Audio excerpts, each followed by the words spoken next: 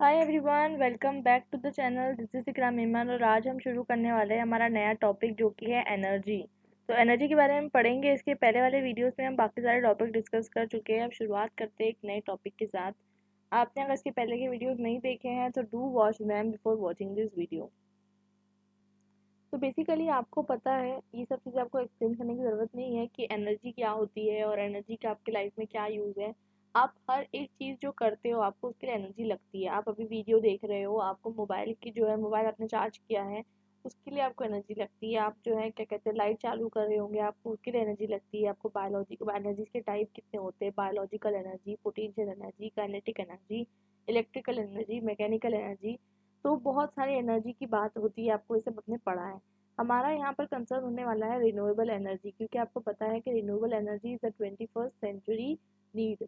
क्योंकि renewable energy जो होती है ऐसी एनर्जी होती है जो कि इन्फिनाइट सोर्सेज में अवेलेबल होती है। तो हम पढ़ेंगे कि रिन्यूएबल सोर्सेज ऑफ एनर्जी क्या होती है।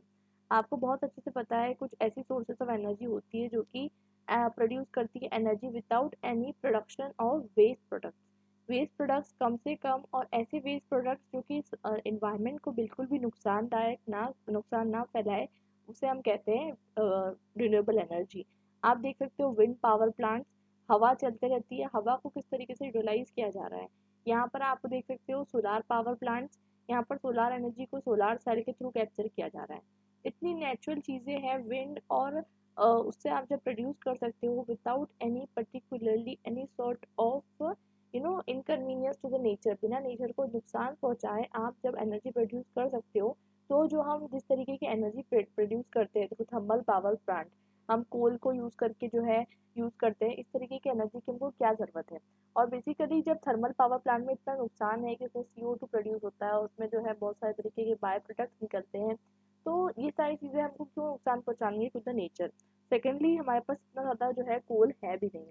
तो अब बात करते हैं कि रिन्यूएबल एनर्जी जो है उसकी शुरुआत हो गई है, और रिन्यूएबल एनर्जी जो है अब बढ़ते चली जा रही है, स्पेशली डेवलप कंट्रीज में। इससे जो है कहीं ना कहीं ऐसा नहीं है कि कॉस्ट बहुत ज़्यादा लगेगा। मैंने आपको पहले बताया था कि कॉस्ट जो है इसमें क्या होता है कि जब आप इंस्टॉल करते हो, इंस्टॉलेशन कॉस्ट जो होता है वो ज़्यादा होता है। बट फर्दर अगर आप उसको लॉन्ग टर्म तक यूज़ करते हो, इट गेट रिड्यूस, क्योंकि आपका रॉ मटेरियल कोई भी नहीं है। आपका रॉ मटेरियल क्या है जो नेचर में एबेंटली अवेलेबल है, जैसे कि सनलाइट, जैसे कि एयर, जैसे कि विंड।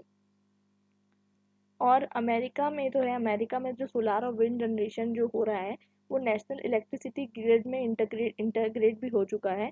इंडिया में अभी तक इतनी सारी चीज़ें इस बारे में नहीं की गई है, लेकिन फिर भी आप देखोगे कहीं कहीं पर आपको देखने को मिलता है। आप देखोगे मध्य प्रदेश के अंदर जो है आपको कुछ रीजन्स मिलते हैं। तारापुर प्लांट आपको देखने को मिलता है जहाँ पर न्यूक्लियर एनर्जी का यूज़ किया जा रहा है।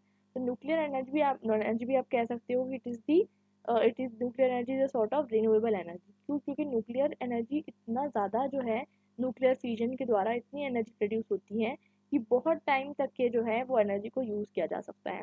और बहुत सारी चीज़ें हैं उसके बारे में हम समझेंगे। अभी हमारा मकसद ये है कि हम समझें कि रिन्यूएबल क्या होता है। तो रिन्यूएबल वो होता है एक ऐसी तरीके की एनर्जी जो कि एबंडेंट हो नेचर में, जिसको आप एबंडेंटली प्रोड्यूस कर सकते हो, जैसे कि हाइड्रो इलेक्ट्रिसिटी प्लांट्स जो होते हैं। हाइड्रो इलेक्ट्रिक प्लांट्स क्या होते हैं कि जहाँ पर भी इंस्टॉल किए जाते हैं वहाँ पर वाटर का यूज़ होता है। और वाटर भी कहीं कहीं पर आप देखोगे ओशन वाटर का यूज़ होता है। ओशन वाटर एबंडेंट है, ठीक है। तो जो रिन्यूएबल एनर्जीज होती है उनका काम ये होता है कि जो फॉसिल फ्यूल्स है उसको रिप्लेस करें। क्योंकि फॉसिल फ्यूल्स क्या होते हैं आपको पता है बहुत अच्छे से। पेट्रोलियम हो गया, कोल हो गया, नेचुरल गैस हो गया। तो इन सब को रिप्लेस करने का काम जो है रिन्यूएबल एनर्जी करती है। और इससे फ़ायदा क्या है, इससे पॉल्यूशन कम होगा, और साथ साथ पॉल्यूशन भी कम होगा, और ये एबंडेंट में अवेलेबल है। बायोमास देख लीजिए, हाइड्रो इलेक्ट्रिक प्लांट्स देख लीजिए, ये भी जो है बहुत सारी चीज़ें जो है ऐसी होती हैं कि ये आप कंस्ट्रक्ट कर सकते हो। लेकिन इसमें बायोमास में और लार्ज हाइड्रो इलेक्ट्रिक प्लांट्स में, डैम्स में कुछ प्रॉब्लम्स और आती है। जैसे कि इसमें क्या होता है आपको पता होगा, डैम्स में आपने सुना होगा लोगों को डिस्प्लेस करना होता है अपनी जगह से। तो वो सोशल, इकोनॉमिक, पॉलिटिकल प्रॉब्लम्स भी आती है। लेकिन कुछ ऐसी भी चीज़ें हैं जैसे कि विंड एनर्जी, उसके अलावा आप देखोगे सोलार एनर्जी, जहाँ पर आपको लोगों को डिस्प्लेस करने की भी ज़रूरत नहीं है।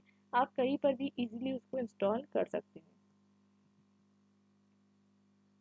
और और अगेन जैसे कि मैंने आपको रेन वाटर हार्वेस्टिंग में भी समझाया था, अगर आपने वीडियो नहीं देखा है तो देख लीजिए। तो मैंने आपको बताया था कि किस तरीके से आपको क्यों पढ़ाया जा रहा है, ताकि आप भी एक रिस्पॉन्सिबल सिटीजन, एक रिस्पॉन्सिबल ह्यूमन होने के नाते 21st सेंचुरी की है, आप जो एनर्जी यूज़ करते हो रिन्यूएबल फॉर्म ऑफ एनर्जी को यूज़ करो, और ये आप अपने घर पे भी चीज़ें जो है इंस्टॉल कर सकते हो।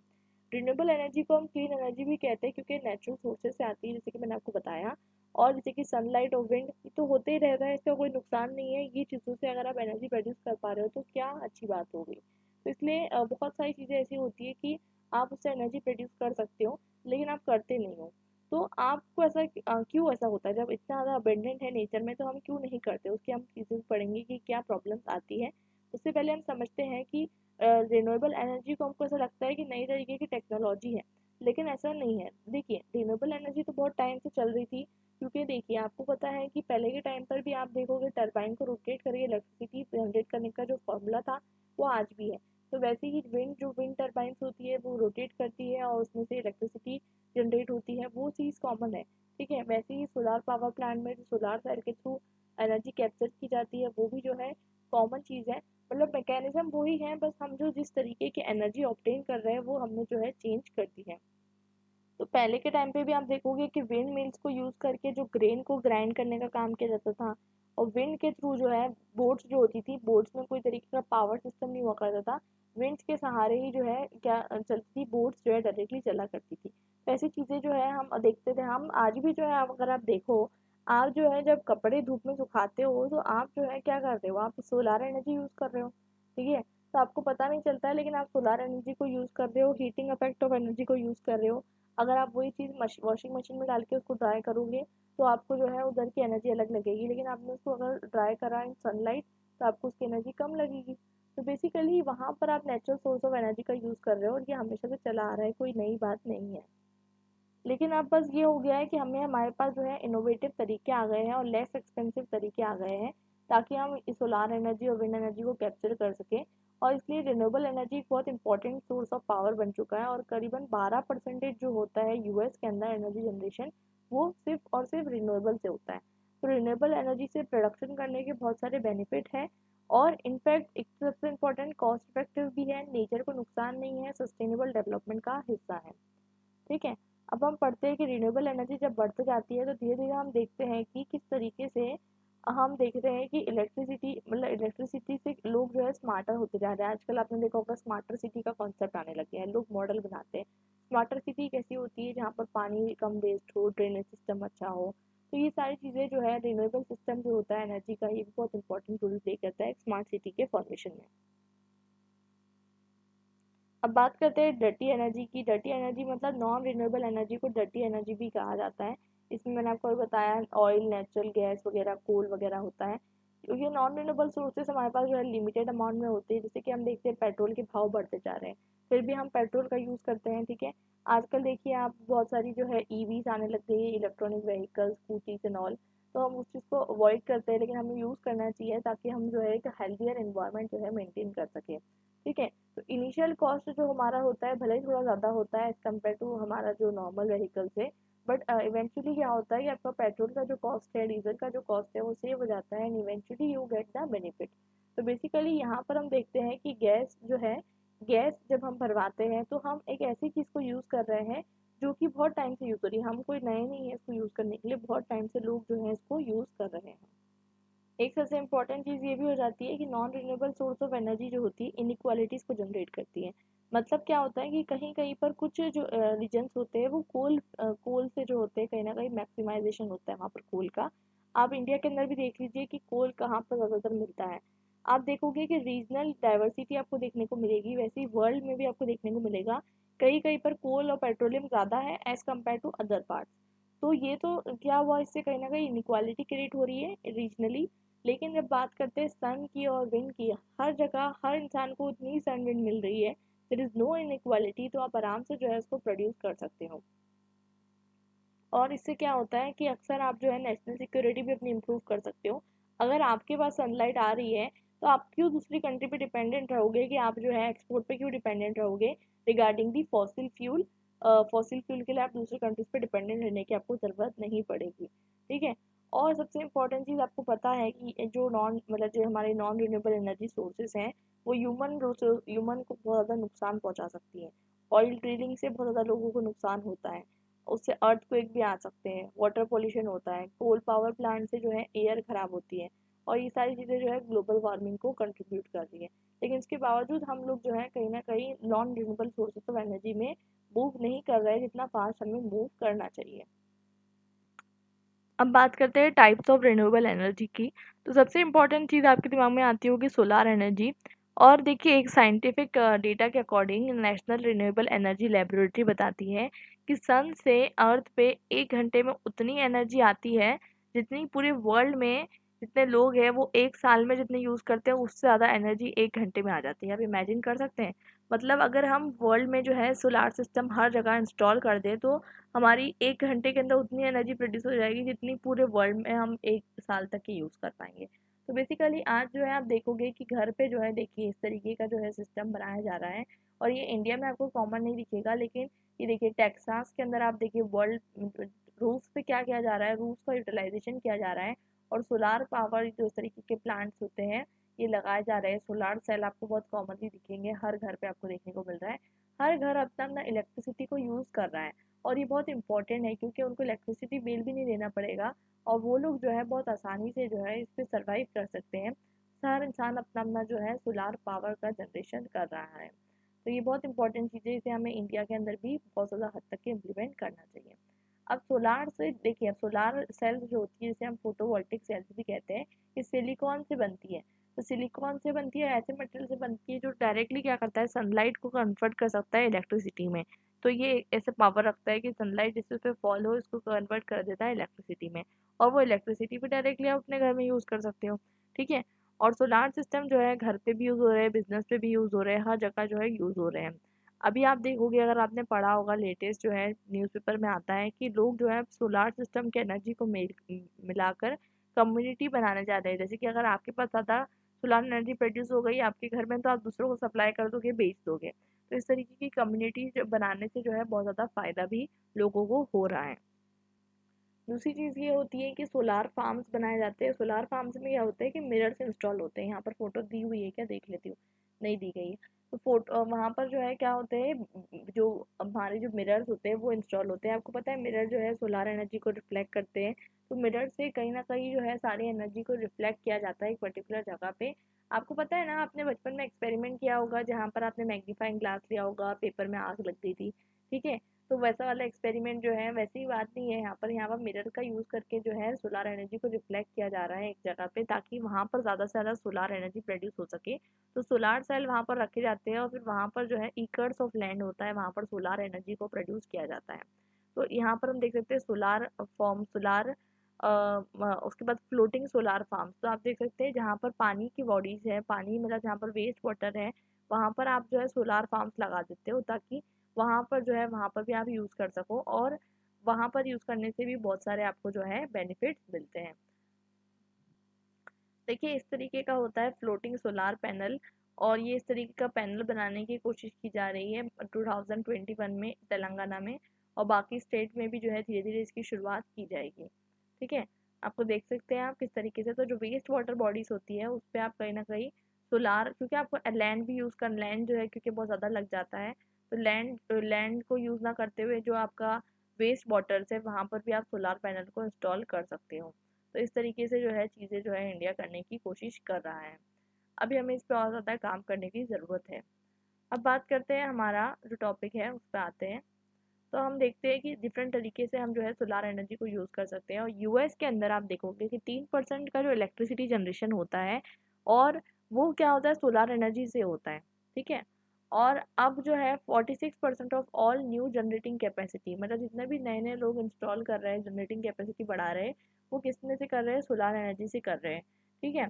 सबसे इम्पोर्टेंट चीज़, इसमें कोई भी तरीके का एयर पॉल्यूटेंट नहीं रिलीज होता, ना ही कोई ग्रीन हाउस गैसेस बढ़ती है। ठीक है। और सबसे इम्पोर्टेंट चीज़, इसमें कोई भी तरीके का इन्वायरमेंटल इम्पैक्ट नहीं होता एक्सेप्ट द मैन्युफैक्चरिंग प्रोसेस, क्योंकि आपको पता होगा कि सिलिकॉन भी जो है अपने आप में एक जो है नुकसानदायक केमिकल है अगर उसको प्रॉपरली डिस्पोज ऑफ नहीं किया गया।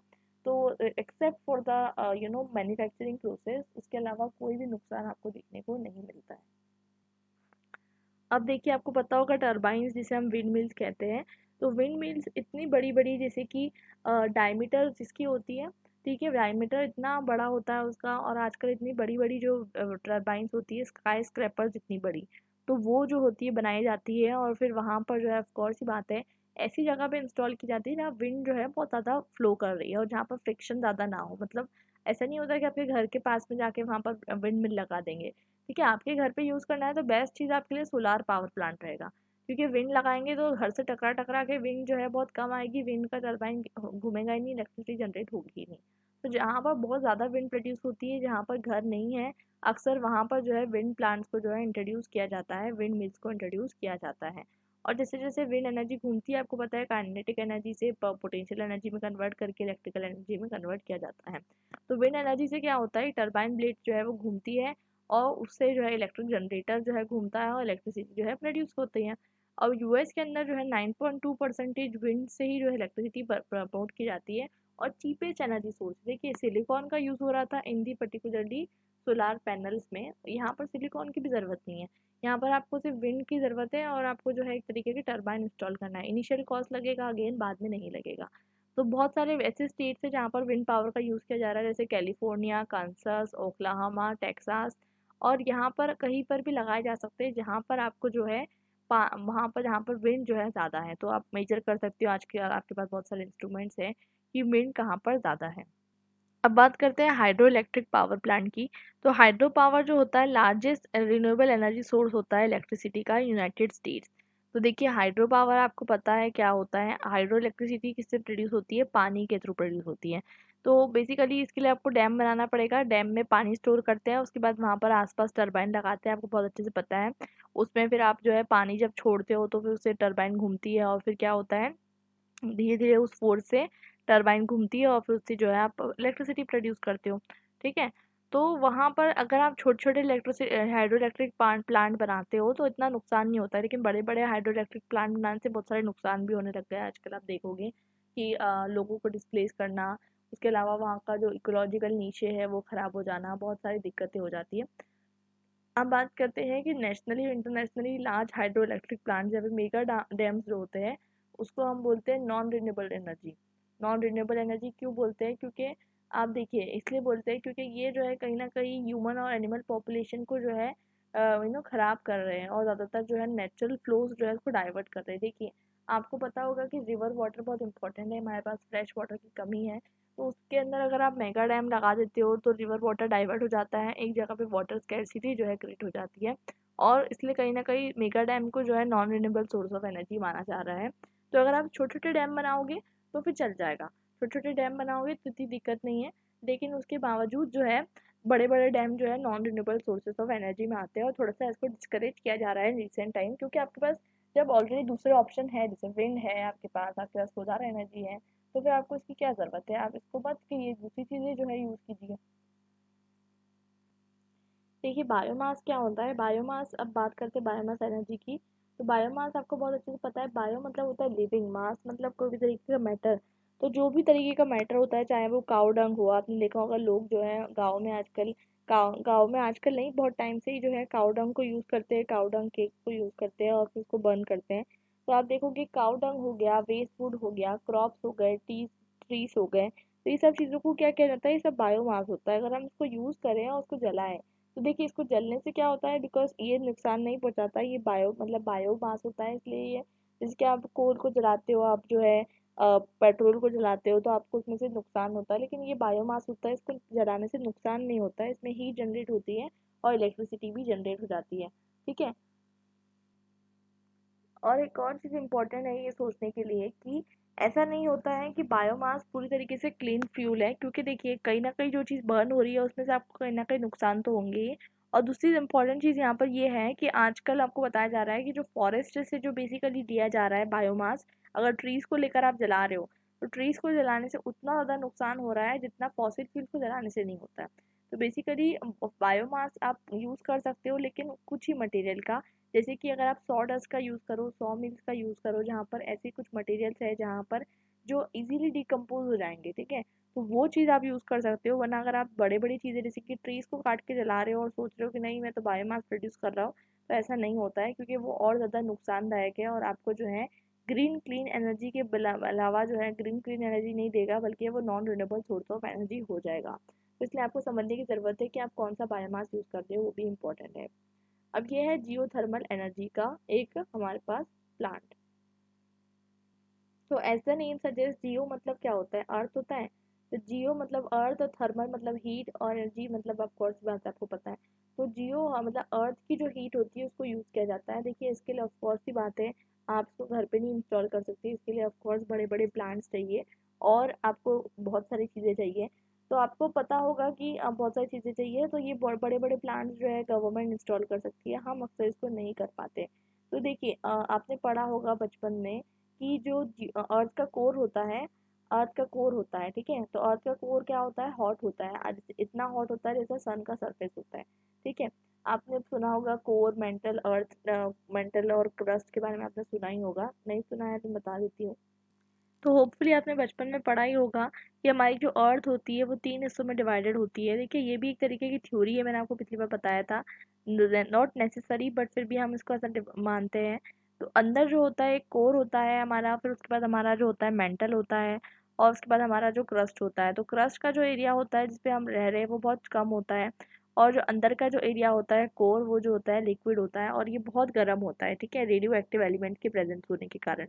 आपने कभी अगर थोड़ा-सा कुछ गड्ढा खोदा होगा तो आपने देखा होगा कि अंदर जैसे-जैसे आप जाते हो ना, तो वैसे टेम्परेचर इंक्रीज़ होते जाता है, अर्थ के अंदर आप जैसे-जैसे जाते हो, और वही अर्थ की एनर्जीज़ को आप यूज़ करते हो। अगर आपने हॉट स्प्रिंग प्लांट देखा होगा, हॉट स्प्रिंग देखा होगा, जो जहाँ पर गर्म पानी होता है, गर्म पानी मतलब नेचुरली गर्म नहर निकलती है पानी की, तो वो पानी भी आप जो है हॉट स्प्रिंग कैसे हो जाता है, क्योंकि वो अर्थ अर्थ की जो एनर्जी है उसके कारण जो है वो गर्म हो जाता है।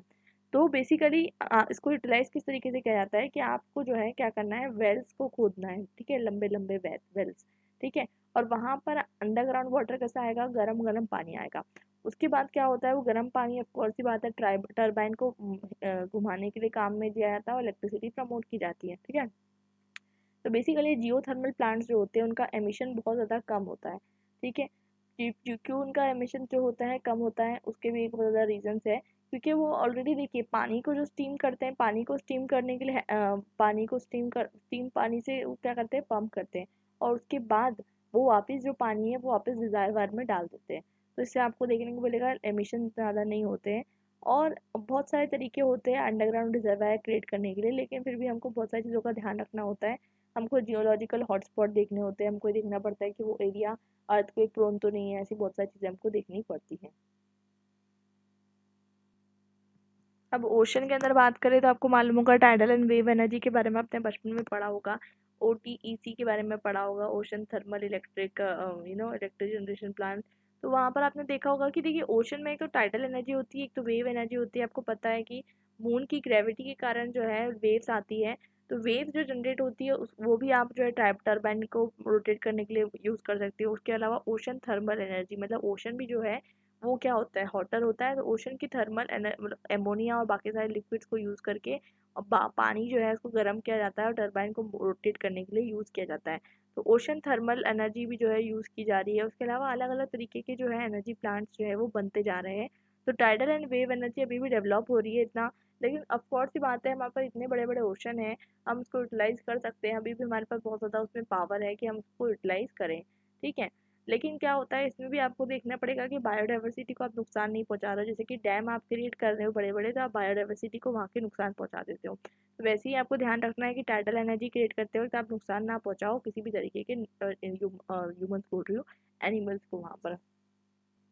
अब बात करते हैं renewable energy in the home.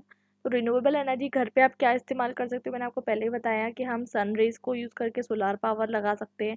हम या तो PV सेल पैनल लगा लें या फिर हम खुद का जो है सोलार डिज़ाइन बनाएं। तो हम छत पे जो है, आपका छत है उस पर आपने जो है बैटरी इंस्टॉल कर ली। ऑफ कोर्स ही बात है, आप एक दो PV सेल से काम नहीं चलेगा। अगर आप थोड़े ज़्यादा मतलब आपका पूरा रूफ जो है कवर हो जाता है सोलार सेल से, तो ऑफ कोर्स ही बात है आपके पास बहुत सारी एनर्जी जो है जनरेट हो जाएगी। और वो एनर्जी को सिर्फ आप यूज़ नहीं कर सकते हो, इनफैक्ट सेल भी कर सकते हो। अगर आपका मन करे कि इतना आप ज़्यादा एनर्जी आपने प्रोड्यूस कर ली है और फिर आपको जो है सेल करना है, तो आप सेल भी कर सकते हो, ठीक है। और बेसिकली साउथ फेसिंग विंडोज़ बनाई जाती है। तो देखिए आपको पता है कि बहुत सारी चीज़ में साइंस भी लगती है। इस चीज़ के लिए साइंस मतलब ये कि इस तरीके से डिज़ाइन किया जाता है ताकि सूरज जो है आए भी छत पे, ठीक है। और बाकी सारी चीज़ें भी जो है हम देखते हैं कि बहुत सारी चीज़ों से जो है हीट को स्टोर करने की कोशिश भी की जाती है। अब आपको जो है पता होगा कि कुछ घर होते हैं ज़्यादा जनरेट कर लेते हैं सोलार पावर, ठीक है, तो उसको वो बेच भी सकते हैं, ठीक है, पावर बैक बेच सकते हैं ग्रिड को। और बहुत सारी जगह पे इंडिया में भी चालू करने की बात की जा रही है।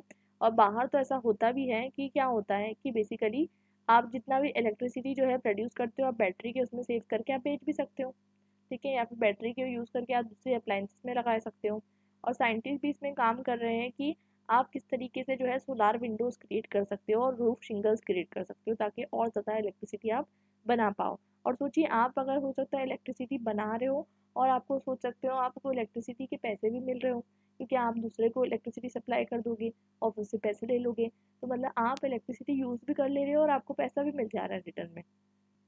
अब देखिए घर पे आप छोटे-छोटे जियोथर्मल हीट पंप्स भी लगा सकते हो। ये टेक्नोलॉजी वैसे इतनी कॉमन नहीं है अभी तो इतनी, लेकिन जियोथर्मल पंप्स किस तरीके से आप लगा सकते हो, जैसे कि देखिए अर्थ के अंदर एक कांस्टेंट टेम्परेचर होता है, ठीक है, इतना गर्म नहीं होती है अर्थ। जैसे कि आप अगर गर्मी का मौसम रहा तो कोई मिट्टी की जगह होगी वहाँ पर आप कभी ऐसा हाथ डाल के देखना, ठीक है, और वहाँ पर आपको दिखेगा जो अर्थ है वो ठंडी है। तो बेसिकली जैसे कि आपके फ्रिज के पीछे कॉइल लगी हुई होती है जिससे आपको जो है कहीं ना कहीं जब फ्रिज के अंदर की गर्मी बाहर निकालने के लिए, तो वैसे ही क्या होता है कि आप जियोथर्मल हीट को यूज़ कर सकते हो। बेसिकली आप जो है कांस्टेंट टेम्परेचर को यूज़ करते हुए घर को जो है ठंडा करने के लिए कोशिश कर सकते हो। और ठंडी में आप जो है घरों को गर्म करने की कोशिश कर सकते हो, इवन पानी भी गर्म कर सकते हो। इनिशियली अगर आपको इस तरीके का सिस्टम लगाना है तो आपको बहुत महंगा पड़ेगा, बट धीरे धीरे जो है वो आपको जो है पे बैक करेगा। कुछ इस तरीके के सिस्टम होते हैं जियोथर्मल हीट सिस्टम। ये वर्टिकल सिस्टम दिखेगा आपको, पॉन्ड लेक सिस्टम दिखेगा, ओपन लूप सिस्टम दिखेगा, डिफरेंट सॉर्ट ऑफ सिस्टम आपको देखने को मिल जाते हैं यहाँ पर जो आप घर में इंस्टॉल कर सकते हो, ठीक है। लेकिन आपको मैंने बताया इनिशियली महंगा रहेगा, 5 से 10 साल में आपका कॉस्ट जो है वो रिकवरी हो जाएगा। उसके बाद बात करते हैं कि ये हमारा जियोथर्मल हो गया। इसके बाद हम बात करते हैं कि स्मॉल विंड सिस्टम। देखिए अगर आप अनलेस एंड अनटिल आप एक ऐसे एरिया में रह रहे हो जहाँ पर थोड़ा सा ओपन एरिया है और वहाँ पर आप बैकयार्ड में अपना एक विंड टर्बाइन को लगा सकते हो जहाँ पर विंड अच्छी आती हो, तो वहाँ पर आप लगाए ना। वरना आप अगर एक लैंडलॉक्ड एरिया में रह रहे हो जहाँ पर हवा चलती ही नहीं है और वहाँ पर आसपास इतने सारे घर है, कॉलोनीज है, तो वहाँ पर आपको सी बात है विंड को बहुत ज़्यादा फ्रिक्शन मिल जाएगा और विंड जो है वो इतना ज़ोर से नहीं चल पाएगी। तो बेसिकली अगर आप उस एरिया में रहते हो जहाँ ओपन एरिया है तो वहाँ पर आप खुद का जो है विंड प्लांट, ऑफ कोर्स सी बात है, विंड टर्बाइन आप इंस्टॉल कर सकते हो। और इनफैक्ट आप खुद भी बना सकते हो, अदरवाइज आप जो है लोगों से खरीद भी सकते हो। और उसके बाद बात करते हैं कि आपने जो एनर्जी प्रोड्यूस की है कोई भी मीन से वो आप बेच सकते हो, ठीक है। तो या तो आप किसी एक लार्जर इलेक्ट्रिकल ग्रिड से जो है क्या कहते हैं जुड़ जाइए और अपनी इलेक्ट्रिसिटी उनको बेच दीजिएगा। और उसके बाद बात करते हैं कि कई कई पर आपको देखने को मिलता है कि क्या हो रहा है कि जो पावर ग्रिड से आपको जो इलेक्ट्रिसिटी आती है, ठीक है, वो इलेक्ट्रिसिटी और जो आपने इलेक्ट्रिसिटी सप्लाई की उनको वापस उस चीज़ का डिफरेंस निकाला जाता है। मतलब आपने उनको कितना दिया और उन्होंने आपको कितना दिया, वो चीज़ का डिफरेंस निकाला जाता है और फिर आपको उतना ही इलेक्ट्रिसिटी का जो है बिल देना पड़ता है। कितना इंटरेस्टिंग बात है। दूसरी चीज़, अगर आपने ज़्यादा प्रोड्यूस कर दिया तो आपका जो है क्या कहते हैं आपको आपको जो है वो लोग पैसे देंगे, ना कि आपको उनको पैसे देना पड़ेगा। अब बात करते हैं रिन्यूएबल एनर्जी एंड यू। तो ये सब आपको पढ़ाने का मकसद ये था ताकि आप भी जो है अपनी लाइफ में, अपने घर में, अपने फैमिली मेम्बर्स को बोल सकते हो कि हम रिन्यूएबल एनर्जी का यूज़ करते हैं और रिन्यूएबल एनर्जी को आप इंस्टॉल कर सकते हो सोलार पैनल के फॉर्म में, जिस भी तरीके से आप करना चाहो। और आप जो है अपनी पावर कंपनी को पूछ भी सकते हो कि मैं किस तरीके से इसमें बढ़ सकता हूँ। आप इंक्वायरी कर सकते हो एक रिस्पॉन्सिबल सिटीज़न, एक रिस्पॉन्सिबल ह्यूमन के नाते। तो इसी के साथ हमारा जो एनर्जी वाला टॉपिक है ये ख़त्म होता है यहाँ पर, और ये वाला जो है हम टॉपिक कवर कर चुके हैं। तो इसी के साथ हमारा ये वीडियो ख़त्म होता है। मिलते हैं हमारे नेक्स्ट वीडियो में एक नए टॉपिक के साथ। हम शुरुआत करेंगे स्पेस साइंस की और हम डिस्कस करेंगे इसके बारे में नेक्स्ट वीडियो में। Till then bye and happy learning.